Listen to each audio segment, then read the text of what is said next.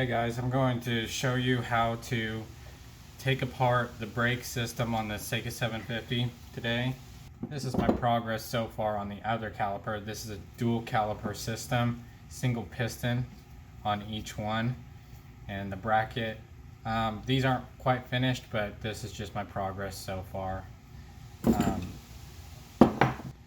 Alright, now we're going to start pulling some of this apart. First, I'm going to remove these bracket bolts just so they're out of our way. Now we've got a couple of pins. We got an R pin. Can't think of what else they call these pins, but hairpin I think is another name for it. But we're going to go ahead and pull that off. I got a little pick. I'm going to just pry it out a little bit, and then I'll just pull it off with pliers. Sometimes I'll just use some vice grips. There it comes. And these are one-time use only. You can see that this pin is completely destroyed after I've taken it off. So those will need replaced after we're done. And we're going to do the same with this pin back here, but first we're going to take this little plastic bracket off.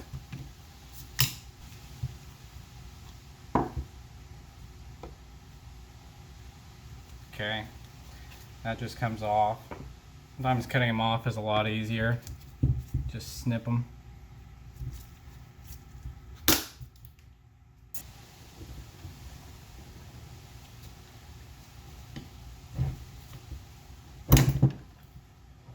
Alright. Pins are out. I did scrape it up a little bit, but I'll just polish those out. They get kind of scraped up when I'm trying to scrape all the paint off, but it'll be okay with a little bit of polishing. So now we're just gonna try and tap these pins out. Sometimes I have to press them out with a vise. I just get them in, get like a bolt or something, and then put it in the vise and just press that pin out very slowly. And same with this pin. They've been in there forever, so they're not going to come out very easily. Another method is you can get them started with a punch. Just lightly tap down with a hammer. And that one bottomed out there.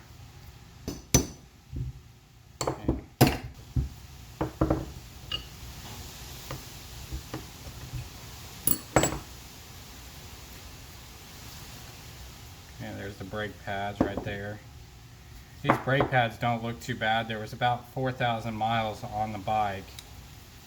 As you can see, these brake pads just haven't had that kind of use. So I'm saying we're going to clean them up and get them back on the bike and see how they do. So this pin just pulls right out just like that. And the brake pads come out, and then you just have this pin down here that holds the bracket to the caliper. Okay, and just put a bolt in there and just pinched it in a vise and just pushed it on through.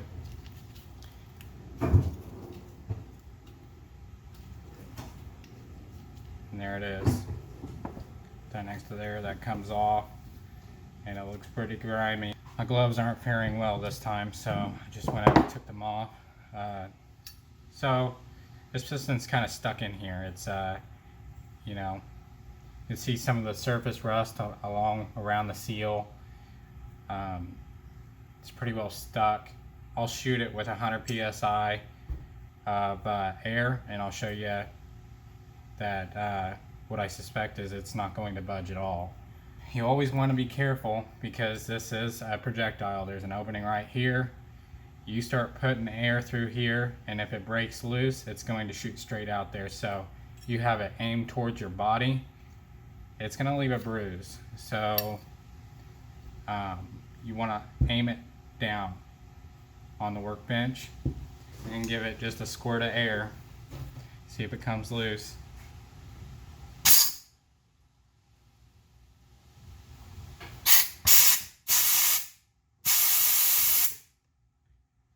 And it's not going anywhere. So it was just like that on the other caliper. Didn't move at all, even with 100 psi of air. So what I'm going to do is I'm going to take a torch. I'm going to heat this. I'm going to heat this aluminum up just around the piston. Then I'll shoot it with air, and it should come right out.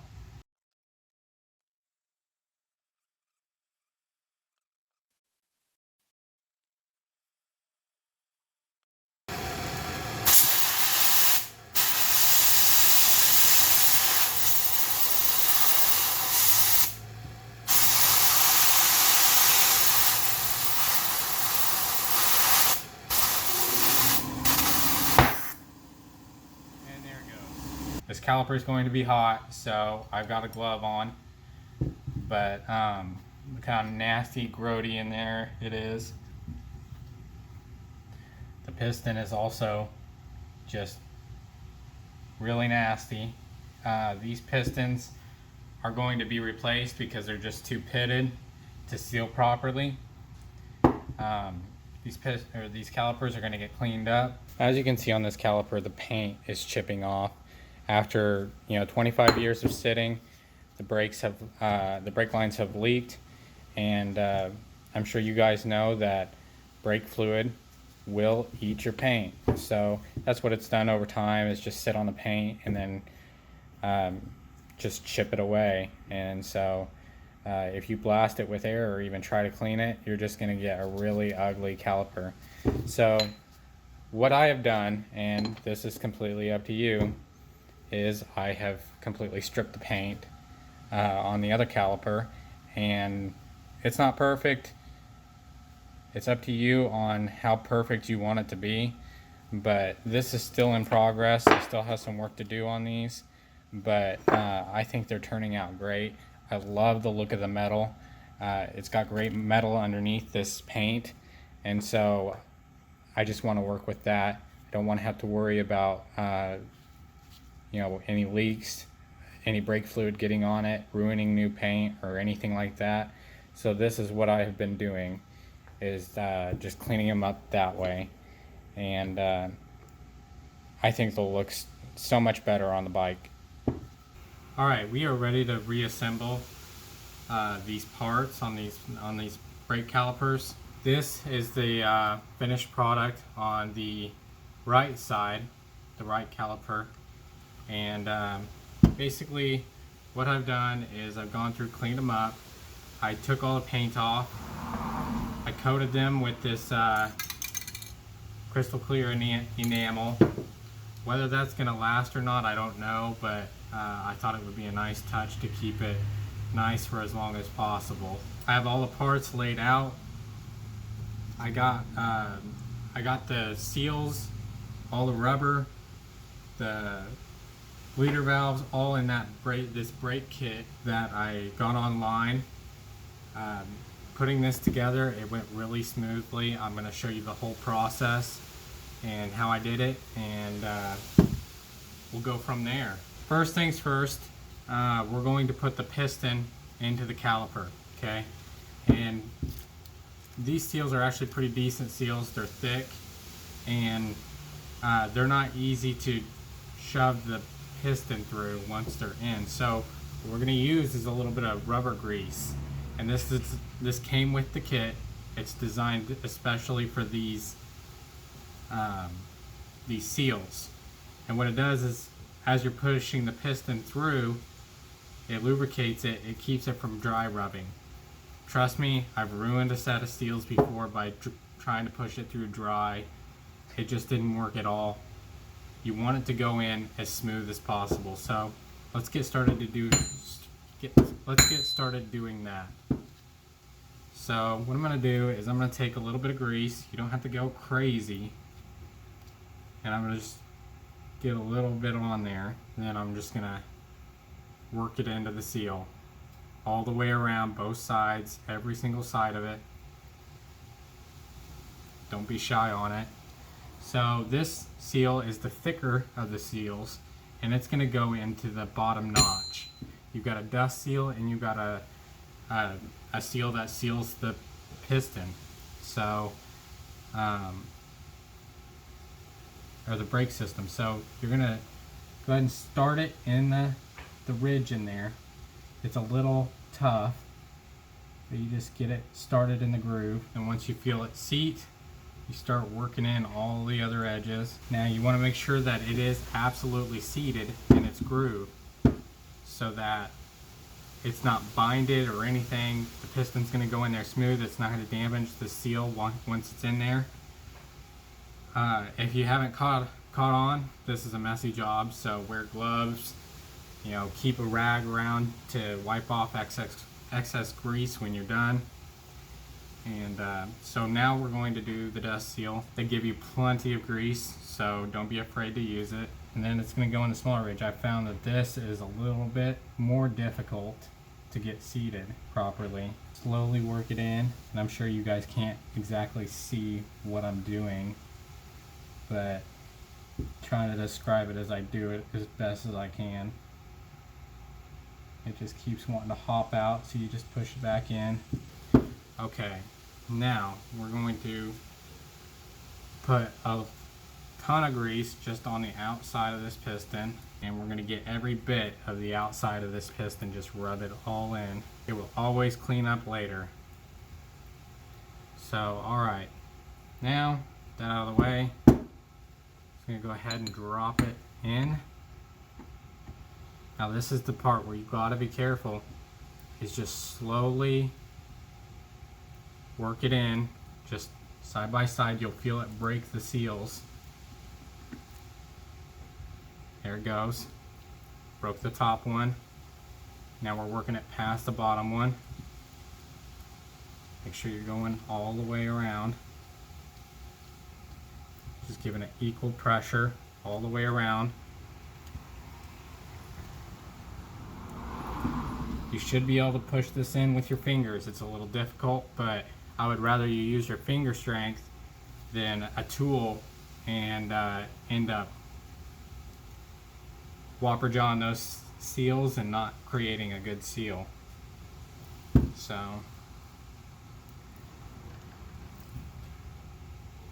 now I think we're down past both those areas. Now once you can get a brake pad in there, go ahead and do that. I'm going to use the piston sided one, and then I'm going to use that as a backstop, and also and make sure that you're pushing down with equal force. Alright, I pushed it all the way down so that I can get this in. And so what I'm going to do is go ahead and wipe off excess grease. Now the next step is we're going to attach this bracket. And this is a floating bracket, okay? It connects to the bike, which is stationary, and this connects to your brakes, which is going to be moving. So it needs to be able to float back and forth. So what I'm going to do is, you want these parts to be free of any kind of rust or dirt. You want them to be able to float freely, so I'm going to use grease on these parts. You want to be deliberate about it. You don't want to put it in a place where it can get onto the brake pads or the rotor. So what I usually do is I put the grease underneath the plate. Any of the hardware, any metal to metal contact, I'm going to put grease there so that, number one, it eliminates squeaks and squeals. But also it's going to keep that metal in good condition. So I just kind of lather it on there.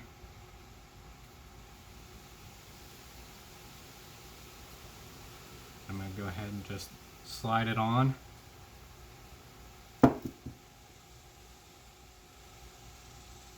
And these will only go on one way, so if you're rebuilding two, you'll want to get the right bracket with the right, or the right hardware with the right bracket, because that's the, it'll only go on one way. You really can't mess that up. These, from what I've seen, are pretty much go on either one, so it's not quite as bad, but I just put a little bit of grease on that one too.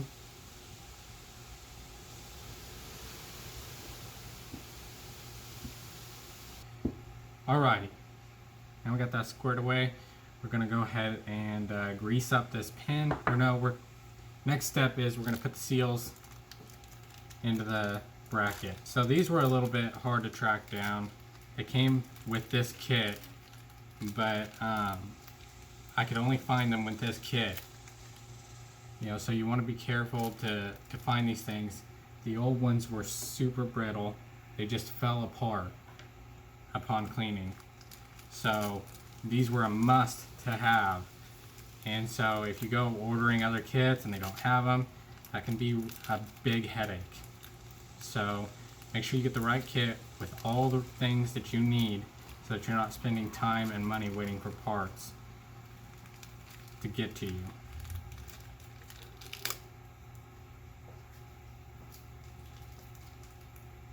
Alright, now these are a lot easier to get in than they seem.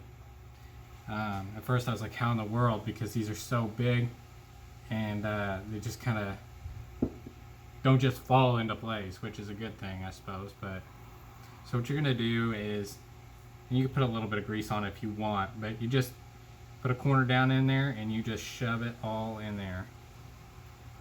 Like I said, it's a lot easier than it looks. That it just pops into place. And sometimes, you know, you might get it all down in there and there'll be one edge that you'll have to work in. Be very careful that you just don't stab it and then create a hole in the dust seal. So that's what these are doing. They're locking in the grease that we're about to put on there, but they're also keeping the dust and debris out of it. Just like before, we're going to just start shoving corners down in there. Now we've got a bigger pin and a smaller pin. This is how I'm keeping them separate. The bigger pin goes in with the brake pads, but the smaller pin goes in through this bracket. Another thing that you really can't mess up, they only go in, they're one size, so just pay attention, don't force anything, is all I'm saying on there. Just take some grease and just coat it. Wouldn't say it's a light coat, but I wouldn't say it's a heavy coat of grease either. You just want some coverage on there. Going to be sliding back and forth on this pin, so you want it to be well lubed. And then we get this over here. Bracket goes on like this. And then you'll notice that there is an indentation on the front side.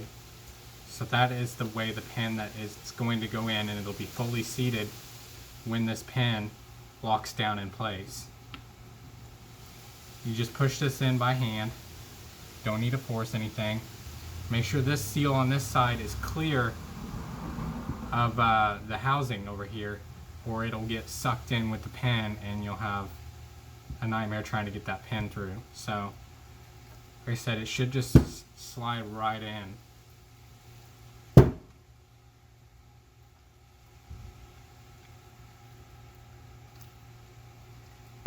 You made sure that there's no binding, you can just tap it home. Like I said, using as little force as possible.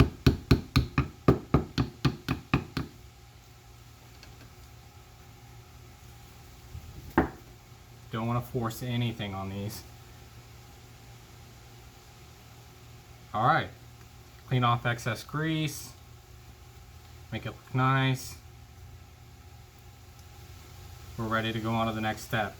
This, as you can see, slides back and forth. You work that grease through there and you'll notice it just starts sliding easier and easier. And that's how it's supposed to operate. Alrighty, next step, we're gonna get the rest of the hardware in. As you can see, I can slide it in there in place and it will go either direction. See, it lays in there just as smooth in either direction. So you wanted to get it in the proper form. So they have made it really easy for you.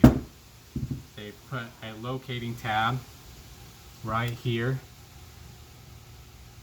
on the boss of it.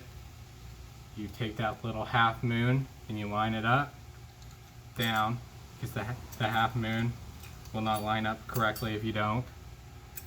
And then it sits in there. So what that does is it takes up excess clearance when you're putting these brake pads in, and makes it nice and easy. But first, before I go ahead and install that, I'm going to put some grease on the back of it. Like I said, you want to be careful and deliberate where you put the grease, because you don't want it coming up and getting into the brakes. So I put it on the bottom to limit brake noise and other things. So just going to put a nice little thin coat. Don't get crazy with this part because it's so close to the brake pads.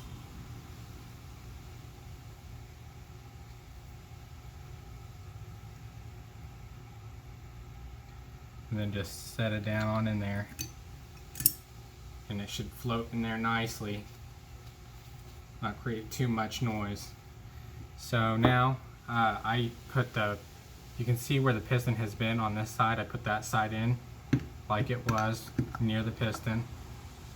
Put this side opposite, throw it in there, and we're ready for this pin. I put a very light coat on this pin because there is metal to metal in there, so I would like some grease on it. But and the brake pads do float back and forth, but I also don't want to get any into the brakes, like I said before. So you just put a really light coat on it.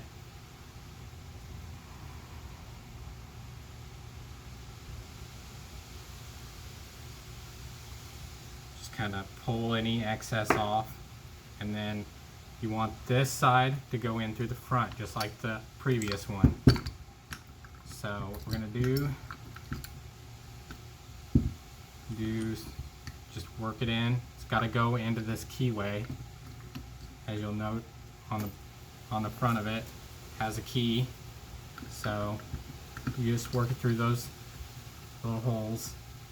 And you can see it has notches.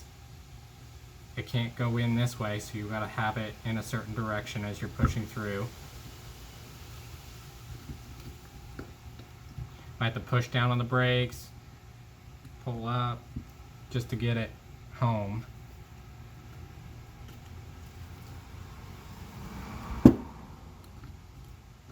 There we go.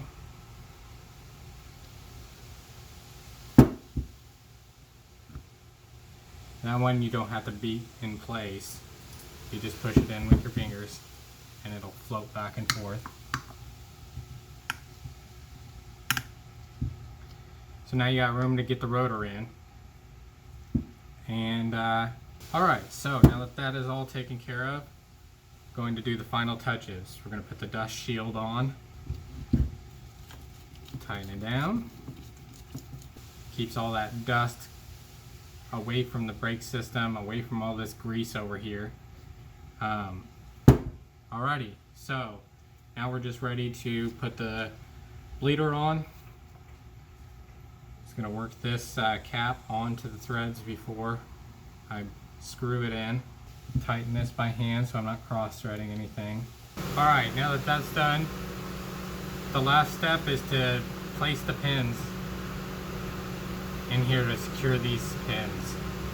So I'm still waiting on those. I still need to go to the hardware store and grab some of those up. So I just threw this together for you guys, but don't forget to do that.